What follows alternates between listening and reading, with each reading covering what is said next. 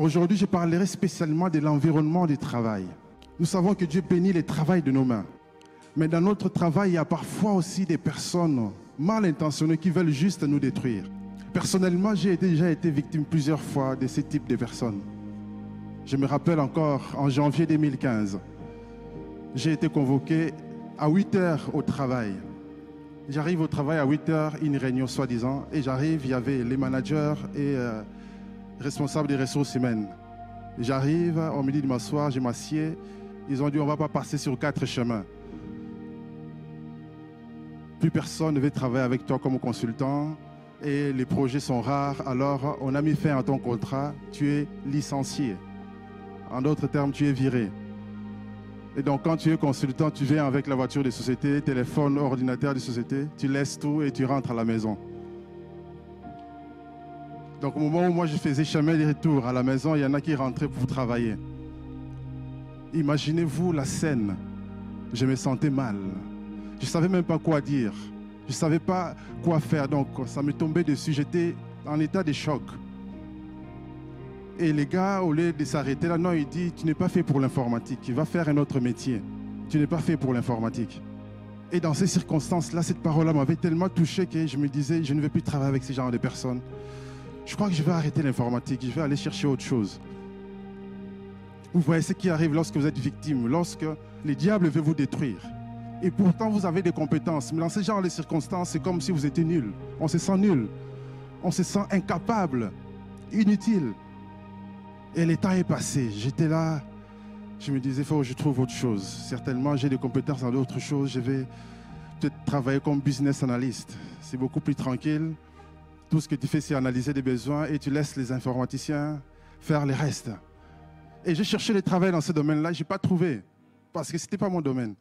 Et ça a pris du temps, le temps que je change ma mentalité. Parce que c'est un travail qui va te détruire. Tu vas avoir une mauvaise estime de toi. Tu vas avoir un manque de confiance à cause de ce genre d'expérience. Tu n'oseras plus faire des choses pour lesquelles tu es capable de faire. Alors j'ai cherché dans un autre domaine et je ne trouvais pas. Et du coup, je suis resté un peu longtemps, 6 mois au chômage.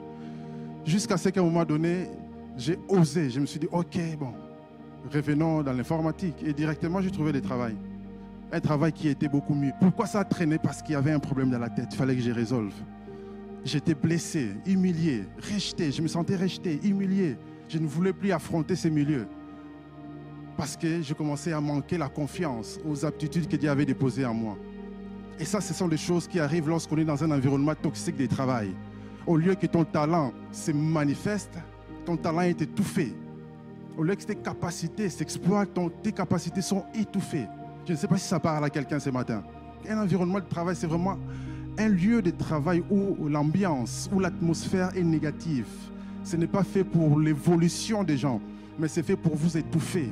Vous êtes constamment stressé, pressé.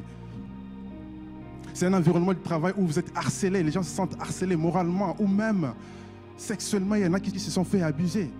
Il y a des injustices, des inégalités. On vous fait que des promesses. Je me rappelle une fois de mes expériences.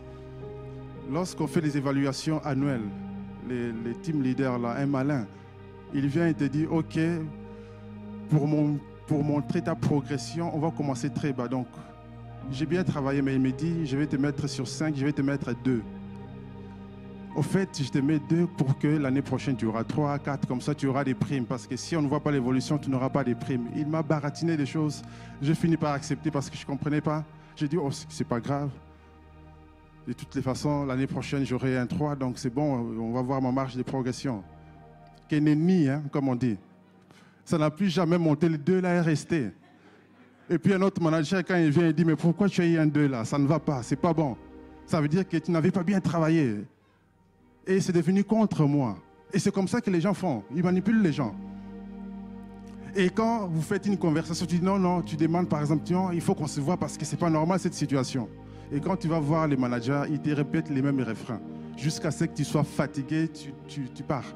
Donc tu arrives là, tu lui dis, mais c'est pas normal, comment est-ce qu'il m'a fait ça? En fait, la situation n'était pas comme ça, tu sais de lui expliquer, il te répète la même chose. Tu dis non, en fait, tu n'as pas compris. Je vais te réexpliquer, tu lui réexpliques, il te répète la même phrase, les mêmes refrains. Jusqu'à ce que tu sois fatigué, tu laisses tomber. C'est comme ça qu'ils font. C'est l'air technique pour manipuler les gens, pour fatiguer les gens. Et on vous presse dans les travaux. Vous travaillez, mais les salaires n'augmentent jamais. Ça, c'est des environnements toxiques. Tu ne peux pas évoluer. On ne te forme pas pour que tu sois meilleur. On ne t'encourage pas, on ne te donne pas les salaires qui est ton droit. On ne te donne pas un bon salaire. Tout ça pour que tu sois comme une sorte de vache à lait. On vient juste te presser, on prend. Tous les jours, on vient presser, on vient prendre. Et il y a plein d'endroits comme ça dans ces pays. Il y a une étude d'Ipsos qui a 20 ans, il disait déjà qu'il y a 30% des travailleurs français se sentaient harcelés moralement au travail, hommes ou femmes, se sentaient harcelés.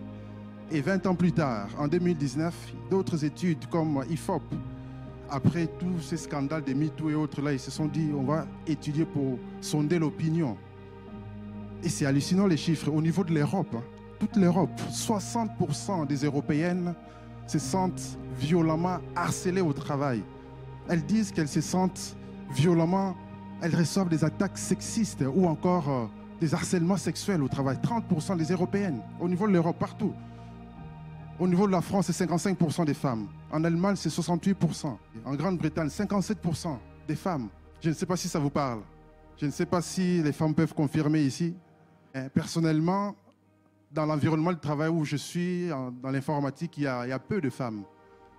Et à chaque fois qu'il y a une femme, si elle a un beau visage, elle va vraiment se faire harceler tout le temps. Ça, je l'ai vu.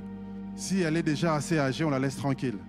Mais toutes les jeunes, elles se font vraiment harceler. Ça, c'est ce que j'ai vu de mon expérience. Parce qu'il n'y a tellement pas de femmes que dès qu'il y a une femme dans la pièce, les gens sont comme ça là. C'est hallucinant. Alors j'imagine, il faut vraiment être courageuse pour travailler dans l'informatique. C'est terrible.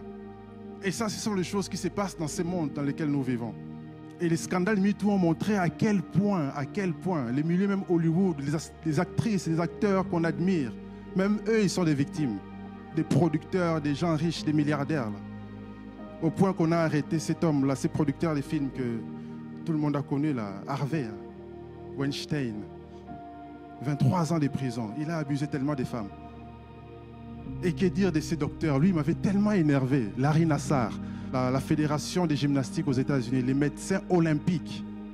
Il a abusé de plus de 500 jeunes filles. Plus de 500. Même Simone Biles, championne du monde, elle était aussi parmi les victimes. Vous imaginez, vous laissez votre enfant évoluer dans son talent et les médecins, à chaque fois qu'il était là pour soigner les jeunes filles, il faisait des attouchements. C'est pas possible. Et lui, il a écopé de 2 fois 60 ans de prison. Il va mourir là-bas. Je crois que même on va l'enterrer en prison. C'est pas possible. Un vrai prédateur sexuel. Et il y en a beaucoup comme ça. Ils étaient impunis, ils faisaient tout ce qu'ils voulaient. Et que Dieu soit béni pour les MeToo, même si parfois c'est exagéré. Mais il fallait lever les voiles, il fallait dire des choses. Parce que beaucoup ont été des victimes. Les vies ont été détruites. Quand tu regardes des reportages, tu te rends compte que toutes ces femmes-là, des victimes, leur vie a été gâchée. Il y en a, elles ont le potentiel, les talents, mais elles n'arrivent plus à exprimer les talents parce qu'elles ont été victimes. Elles n'arrivent plus, moralement. Même cette année au JO, Simone Biles, championne du monde, elle n'arrive pas, elle dit que moralement, elle va mal. Mentalement, elle va mal, elle ne peut pas. Parce que les souvenirs sont revenus. C'est l'environnement de travail toxique. Et à chaque fois que des femmes vont postuler, elles se font harceler.